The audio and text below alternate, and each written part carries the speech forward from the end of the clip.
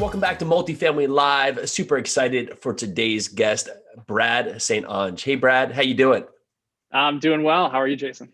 Doing awesome, man. So Brad started working in the mortgage industry on wholesale side in 2003 after graduating from Central Michigan University, focused primarily on residential lending for the first few years, had a passion for learning and more about commercial lending side. And when his company started to dabble in small commercial lending, he was one of the few account executives that had the opportunity to sell multifamily loans. However, this was right around the time of the financial crisis, and the company would soon succumb to the national crisis. He found himself having to pivot from lending industry and landing a role in freight sales at Yellow Freight, Yellow Corporation, which we actually talked about in our recent visit together because I, back in college, worked at Yellow Freight. The industry too was hit hard by the financial crisis, and Yellow merged with one of its biggest competitors, Roadway, to combine resources and make it through these tough times. And after the merger, the new company YRC found the double sales force and surplus of terminals, and his position and terminal were, of course, eliminated. He eventually found his way to the banking industry and was the experience that landed him a job running an investor relations department for a real estate private equity firm. At this firm, he would meet the founders of startup investment management platform located in Detroit, Michigan, called InvestNext. The relationship he built with the founders, Kevin, Michael, and Matthew, would lead him to develop a passion for helping build a product that would help syndicators more effectively manage their investor base, run minor back office accounting, and ease the process of capital raise. And now, of course, for the conversation today, he's head of partnerships with InvestNext, where he's works with clients and growth team in order to continually add features and increase visibilities of the InvestNext brands. And in all clarity, we work with InvestNext. It's an awesome platform. Brad, welcome to the show, man. And, again, these parts where your story is awesome, right? So it's one of these things where you just got to keep forging forward. I think you joked that your brother would say you were like the Titanic, right? Everywhere you went, like it was crashing around you, and that's like a lot with experiences of life. But then you find yourself in this new role with InvestNext, which is just a fantastic company. What was it that stood out with InvestNext where you said, let me leave this job that you were working with from the real estate private equity firm, which I think you said was a great company, to here? What was that led you to that transition? Yeah, once I met Michael, Matthew, and Kevin, we were essentially their third client that started with InvestNext. So I would give them suggestions of things that I'd like to see on the platform as I was raising capital, because we were using spreadsheets that wasn't very effective. So I'd have some ideas, and they'd come back with me with some ideas from their other clients as they started to grow. And I just found myself getting more interested in trying to work with them to help create this better product versus talk to my investors to try to get a capital. So it just got to a point where I would find myself at night thinking, wow, this would be cool. This feature would be cool. This would be cool. And then we talk back and forth. So Kevin always had the door open where if I had any ideas, just to, ping him, we'll hop on a call and kind of go over some things. And that just got me, I fell in love with more so helping other syndicators, other investor relations department help grow their business. And that was through this software platform. So it got to a point where I had to decide, did I want to do this? They were finally starting to grow. I'd be essentially the first employee. And it was a no-brainer. I had to take a little bit of a pay cut, but I think I kind of think of myself as the sweat equity man, where I have no problem earning business or trying to earn equity versus contributing equity, because it seemed like everything I was doing, I was losing money. So went that route in I think I created enough value to where I, started to finally become a shareholder with the company. And it's just been fantastic ever since. We're continually growing, continuing to hear from our clients, such as yourself, just ways to make the platform better. And it was just something I immediately fell in love with after kind of diving into that side of the business. So. Let me change that question around for the company that you priorly worked for. Why did you guys choose InvestNext at that time, right? Because there was a new company, right? And so you said there was one of the third companies come on with some other softwares out there that would part. What is it that maybe stood out to the company you're working with that said, oh, InvestNext is the way to go? Well, we were using another platform, but it just couldn't do some of the things that we needed, and the speed to adapt wasn't there. So if I had if we had something that an investor needed to see or really wanted to see, it would, I mean, it'd be like, say right now, May 4th, I'd get a call that, all right, we can probably have that in Q1 2022. Wow. And you're just like, wow, that's a long time to kind of edit and change. So we interviewed InvestNext. They were a couple guys down the road. I was in Ann Arbor at the time, and they're down in Detroit. So they came into the office and met the guys, and a couple younger guys. But we really felt drawn to them, and it seemed like they were listening to us, which is one of the big things. Is that they weren't telling us what to do; they were actively listening and willing to adapt and edit and make whatever changes they could feasibly, and in a certain amount of time to make it better. So we were still a little concerned, like you said, that we're migrating all this data. At the time, we had a fund that was 30 some properties in it, so we're moving all of that data. That started in 2012 or now 2017 or something like that. A ton of historical distributional data. We're like, is this company going to be around? And we were like, let's try it and see how it goes. And now it was awesome. It was a great move for us. So it was cool to see, and it's cool to see the growth and kind of be not a founder there, but at the infancy stages of it. It's almost like I'm a stepfather. So you still kind of get some pride in the company, as you're seeing awesome. It grow. So yeah. What are some of the main reasons that investors find InvestNext and want to come on board, right? So what are some of the pain points where you're saying, okay, thank God, and here's InvestNext?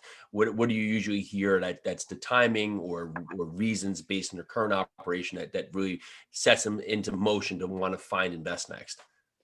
I think there's a few different clients that sits with. So there's the bigger institutionals that we deal with, and they're just paying too much money. So they're using a competitor that may be charging a lot more than we are, and we still offer pretty much everything that the other competitors, sometimes more, sometimes less, but in the grand scheme of things, we're offering everything that most of our competitors are offering. So there's time, and then there's functionality of it as well. But we'll see from those bigger ones that some of the back end stuff that we think is pretty, I guess, general, and that most should have it just simple as paying distributions through the portal using ACH. Some of our competitors don't do that.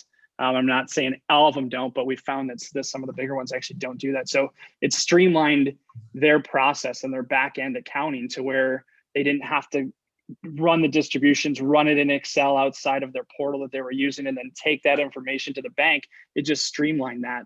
And we also see another group, which is those startups. So those GPs, syndicators who haven't done a deal yet, or have maybe one or two deals. They've been using spreadsheets to kind of calculate everything, to track their investors, they've been using email to send out their documents, such as the questionnaire, the subscription agreement, everything you need to sign. And that process is just such a painful process when you're doing it your first couple of times. And then after you do it once, you're probably like, I need to find something that's going to make this capital raising, fundraising process a little bit smoother, a little bit easier on my team, and not have to track down all the documents, because you basically are so close to the money, you need to get it when you're capital raising, and just tracking down signatures for executed documents and all that is just not fun and not something you really want to do. So it helps. It helps a couple different aspects and different clients along the cycle. But it's really nice to have that central hub, right? Because you can, instead of you in the email world where everybody's having to go back and forth, you're trying to track down their emails. Did they send a subscription agreement? Was it right? It's really nice to have InvestNext or as a portal where everything is centralized, right? So you can send all of your investors there if they need everything for the documents. It's not even for like putting in tax documents, right? They can all have a central hub where they can go there and find all the resources, and everything can be one step. So it gives you a much more professional outlook than if you're using your Gmail or using a company email and you're sending everything back and forth to them 10 different times, and you're having this track of emails that you're trying to figure out where that was, right? So it helps not only on our sides, but from the investor standpoint, it's a lot easier for them, because every time they need something, say they can't remember, something about the deal or whatever, they can go right to the portal and see everything about the investment summary, everything about, all the data, all the metrics right there in the portal, instead of having to hit us with a question. So within 3 seconds, they're back onto what they want to do. And that was one of the reasons when I was in the investor relations that we really needed something, was people, or our investors, were looking for basic information. How much money do I have invested? It's crazy. I mean, they'll throw 100 grand, 100 grand, 50 grand, 75 and not know how much they've invested with you, or how much is still left in that capital account versus how much return of capital they've been paid. And then you get into the metrics and they don't know how much money. They'd have to go through all their bank statements for the last 5 years and find out how much of the returns are, and then try to figure out their cash on cash. And that's not what you want them to do. You know, the system should be telling them that, versus whenever we'd get a question like that, we'd think, oh shoot, now we got to do some homework and come up with a fake spread, you know, a fake statement for these individuals and send it to them, and then hope our calculations are working. So it helps in that aspect too. And you mentioned the documents and making sure that there's no errors. There's nothing more, I guess, stressful maybe than you finally get an investor to send you the documents through email, but at that time they're just randomly filling it out. They've never filled these documents out, so they're filling it out incorrect.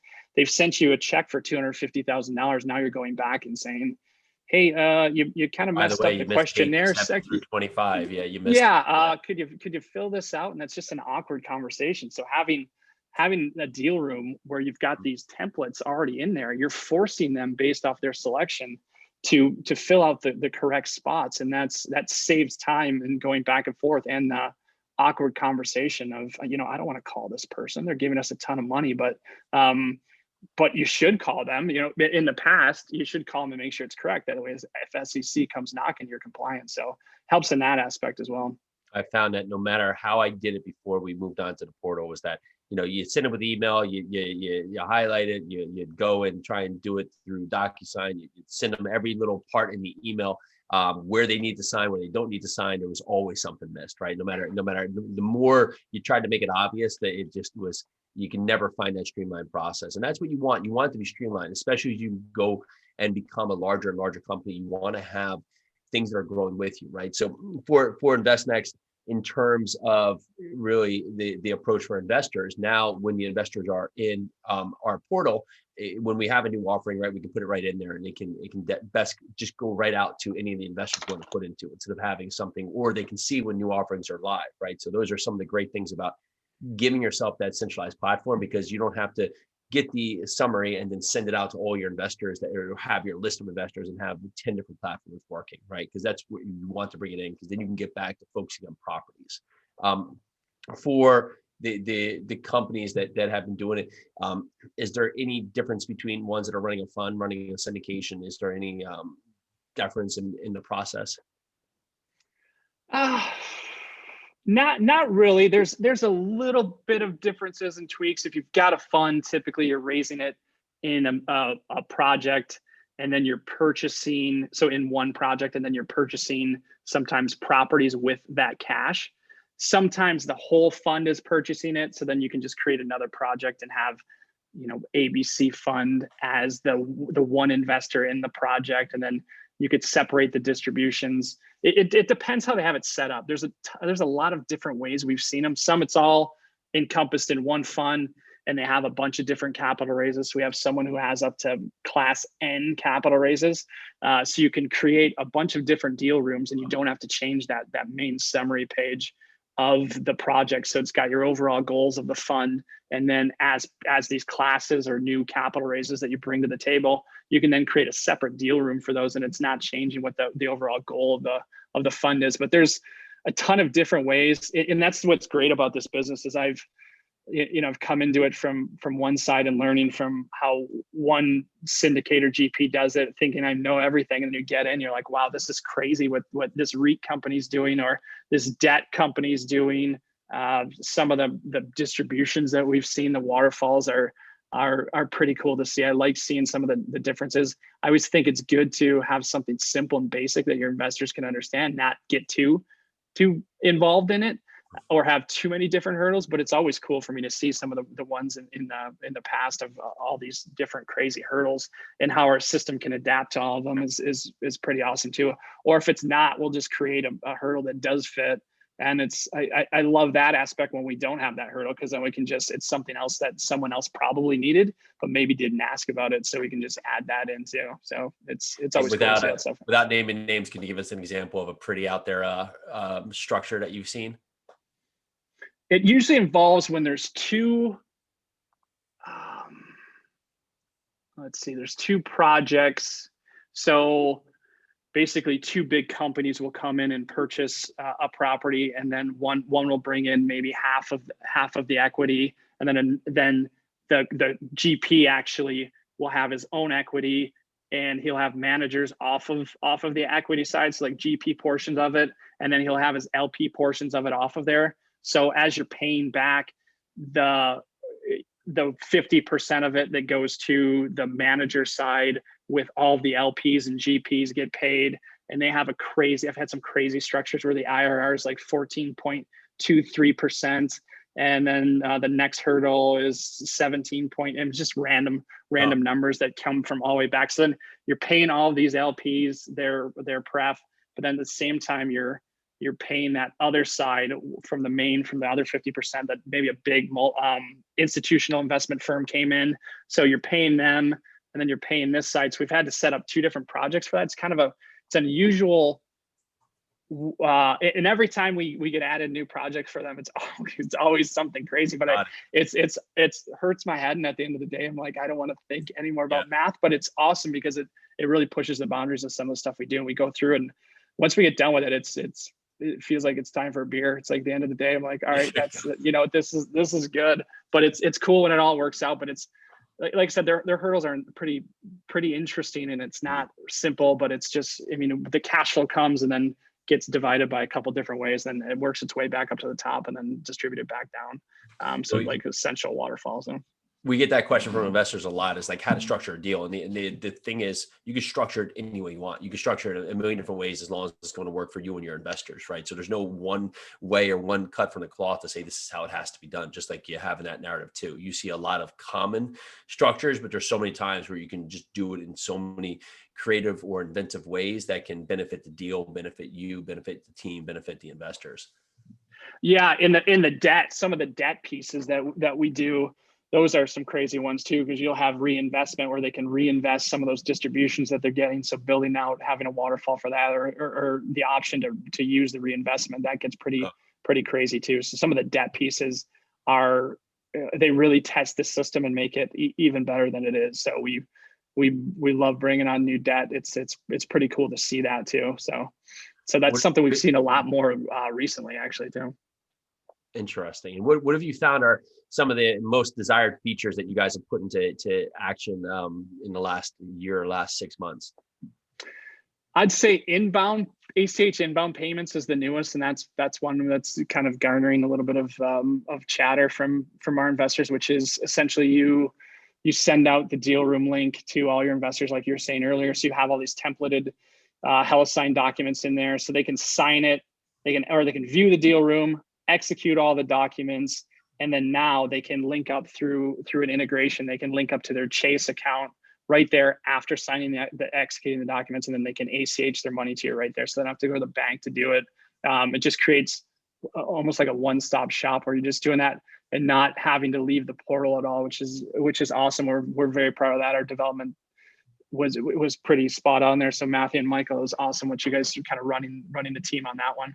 And so we just, as the operators, link our account to the backside right there, and then it all links through there. Is that? Yeah. So whatever bank account that you're accepting those funds from, that's exactly it. So you'd link that up prior, and then once the investors start going through those documents, they can just link up their Wells Fargo, Chase. There's 150 some banks. There's some of the smaller maybe credit unions, but you probably still have to do through wire at their local bank, but it gets a majority of them. So and the best part is you're not reconciling those at the bank. So you're not going to the bank and you got $1.2 million that day and trying to wait to see where each one of those falls into the spot. Or if I invested as an LLC, you're now or if I invested as an individual and sent my money as an LLC, you have no idea that Brad St. Onge was Vasari Enterprises LLC or something. So you'd never know to reconcile. Then you'd have to eventually, maybe by process of elimination, think, well, this is 50 grand where we don't know what goes to. Brad St. Onge put 50 grand in, but are you going to call me then and ask me, hey, did you send us 50 grand from? Just kind of eliminates those awkward conversations. So the system would then mark it. So the system would know I sent it from whatever avenue I sent it from, and then it would mark it as funds received. So it's great too if you're doing a pref because it'll start marking that pref date as the funds received date, and you don't have to do anything. It just kind of it tracks that for you. See, that's cool, because even from our side, the same thing too. If an investor asks, hey, have you received our funds, and we have, 10 different or 4 different $50,000 investments, and they're all pending, right? We don't know exactly who's in line of whose funds are coming in. So we're waiting for them to clear to say, okay, yes, your funds have arrived, before saying back, when did you send it, right? So it goes both ways. It's really helpful for us, because if you can track each piece together and just see it, and it's another reason where you get everything centralized, right? I think that was one of the few components I can think of, really probably, that I'd have to jump off the portal for. So now you can have everybody just stay in that portal, and they can just keep rolling through. That's fantastic. Yeah, and then you'd have to go back and mark it as the funds received and all that, and just human error, or just maybe forgot to do it, and it's delayed a day or two, so the investor logs in and doesn't see that on their portal. Or obviously they're sending you money that they've worked hard for. They'll want to at least see it, feel it, touch it, and log into the portal and look at it, and just to see it. I think they feel comfort with that. And that's why everyone logs into their bank accounts all the time, just kind of make sure their money's there. What's next for InvestNext? Where do you guys go from here? We've got a bunch of different things we're working on. The next one's going to be Investor Portal 2.0, which is essentially when the investors log in, it's going to have a new look, a new feel, and that should be this quarter. It should get done, and we're excited about that, because it's just a little more modern, a little more up to date. Andre from our design, head of design, has done a fantastic job just building this thing. Every time I look at it, we get excited about it. It's like looking at a pretty girl. You look at this Investor Portal 2.0. Not that we're ashamed of it where it is now, Investor Portal, but there's a lot of functionality that this takes care of. Just throws capital raises in your face, throws updates in your face, documents. It's kind of harder for an investor to log in and say, where is that? Because it's pretty much slapping them in the face. There's still going to be some people that may miss it, but that happens with everything. So we're very excited about that, and then have a few other just feedback items from our clients that we're trying to implement, and then a couple crazy things down the line that we're always looking to do. We never release those till we actually release them. But there's a bunch of things that we're just continually working on. Kevin and Michael and Matthew are always thinking of crazy stuff. Plus, our clients like you, you're always giving feedback, which we appreciate. So as long as we keep hearing that feedback, we're going to take it and try to run with it, and try to make the portal as good as we could possibly make it. And then I think that's a never-ending process, so it's always going to continue. And a great customer service, right? And that all comes across with the platform to really just keep forward with anything you're doing in business, is that you keep looking for the next ways to make it better, man. Brad, this has been awesome. Thanks so much for coming on the show. For everybody who wants to connect with you, learn more about InvestNext, where's the best place to send them? InvestNext.com. You can schedule a demo there. You can hit me up, Brad@InvestNext.com. Follow me on LinkedIn, Brad St. Onge. It's ST.ONGE. And then if you have questions, hit me up. A little slower on LinkedIn than email, but either way, follow me, I'll follow you back, and we can have a conversation, maybe connect. So I appreciate you having us on. Appreciate everything you and Pili do for us. It's fantastic watching what you guys have done over the, what have we been talking about, a year? I think you and I have maybe gone a year, and you're just starting to grow that thing. So it's got to keep you guys busy, right? We got to keep you guys doing stuff over there. You're doing it for sure, and we love it. Awesome. So we really appreciate it. So thanks for having me on the show too. 100%. Well, thank you for coming on. For everyone listening here, as you're growing your portal, as you're going and getting ready, you're looking to really just take your business to the next level. This is definitely a direction in the right step, or the right step in the right direction. We'll turn that around there. But Brad, thanks so much for being on the show. We'll talk to you shortly. Yeah, see you, Jason.